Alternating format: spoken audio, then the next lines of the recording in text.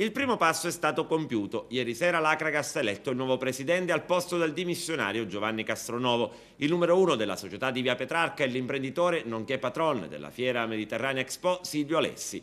Una scelta pilotata, visto che Castronovo per motivi lavorativi era impossibilitato a svolgere un ruolo così importante. Castronovo ha scelto la carica di vicepresidente, così come Angelo Vella. Nuovo direttore sportivo è Totò Catania, ex presidente della Gattopardo e fino allo scorso anno direttore sportivo dell'Icata. Mirko Piraneo sarà l'addetto ai rapporti con le istituzioni, Elio Caltagirone sarà invece il titolare del settore giovanile. Il più è stato fatto, adesso si attende l'ingresso di nuovi soci che possano contribuire a rilanciare il più glorioso club calcistico della città. Nel corso della riunione di ieri sera è stata rimarcata la ferma volontà di riportare l'Acragas ai fasti di un tempo, anche perché la città sportiva ha risposto abbastanza bene. Gli oltre 4.000 spettatori presenti per la finale con la Cavese sono un patrimonio importante che l'Acragas non intende disperdere. Con la squadra in Serie D, le presenze sugli spalti ad ogni match casalingo sarebbe di oltre 2.000 persone.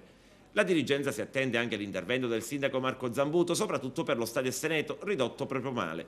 La società cerca delle rassicurazioni anche per una struttura alternativa dove poter effettuare le sedute d'allenamento.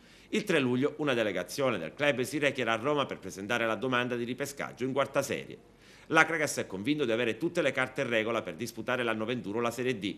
In attesa che la burocrazia faccia il suo corso, la società provvederà a sciogliere entro pochi giorni il primo nodo, la scelta dell'allenatore.